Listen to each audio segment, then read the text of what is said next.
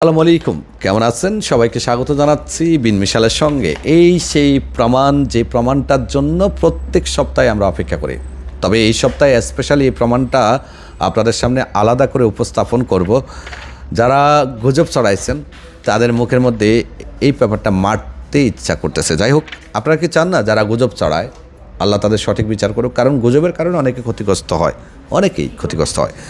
যাই হোক দর্শক, গত এক সপ্তাহে 20,688 জন প্রবাসীকে আটক করা হয়েছিল। এর আগের সপ্তাহে 18,000, এর আগের সপ্তাহে 21,000, এর আগের সপ্তাহে প্রায় 19,000 লোক আটক হয়েছিল।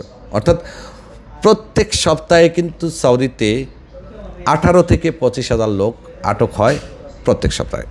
এই যে 20,688 লোক আটক হয়েছে, এখন কিছু গুজববাজ কী করবে, এটাকে বাংলাদেশি বলে প্রচার করবে।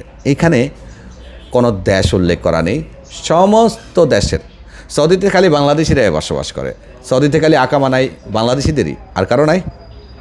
এমন অবৈধ সব দেশের আছে, সব দেশ মিলিয়েই এখানে 20,688 জনকে আটক করা হয়েছে।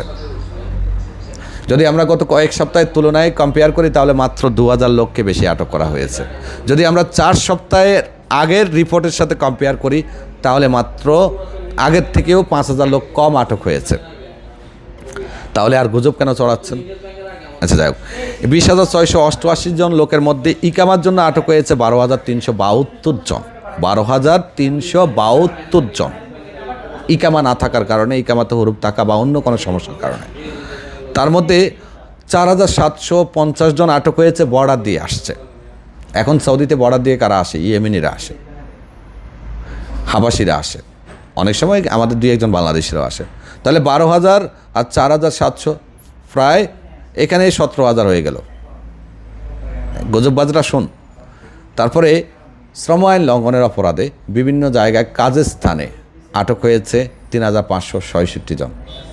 শ্রম আইন লঙ্ঘন তো আমি আগেও আপনাদেরকে নিষেধ করেছি যে আপনি আপনার কাজ যেটা সেটা করেন না, যে কফিলে সেটা করেন না, অন্য জায়গায় কাজ করেন, অন্য কাজ করেন। এমন অবস্থায় কাজের মধ্যে যদি আপনাকে আটক করে তাহলে এটা হলো শ্রম আইন লঙ্ঘন। তো এমন অপরাধে 3,566 জনকে আটক করেছে। আর দেশে পাঠিয়েছে 12,235 জন। দয়া করে আবার এটাকেও প্রচার করে দিয়ে না যে 12,200 জন বাংলাদেশে পাঠিয়েছে। এটা সব দেশ মিলিয়ে, সব দেশের লোক আছে এখানে, ইয়েমেনি, পাকিস্তানি, বাংলাদেশি, ইন্ডিয়ান, নেপালি, ফিলিপাইনিস, সব দেশ মিলিয়ে। তো আশা করি আজকের রিপোর্টটা আপনাদেরকে আরেকবার ক্লিয়ার করে দিচ্ছে যে যারা গুজব চড়ায় তারা কখনোই কোনো বিষয়কে প্রমাণ করার ক্ষমতা রাখে না। গুজববাজ হয়ে থাকে। তাই কোনো গুজবে কান না দিয়ে সত্য জানুন, সত্যের সাথে থাকতে বিন মিশালের সঙ্গে থাকুন। আল্লাহ হাফেজ।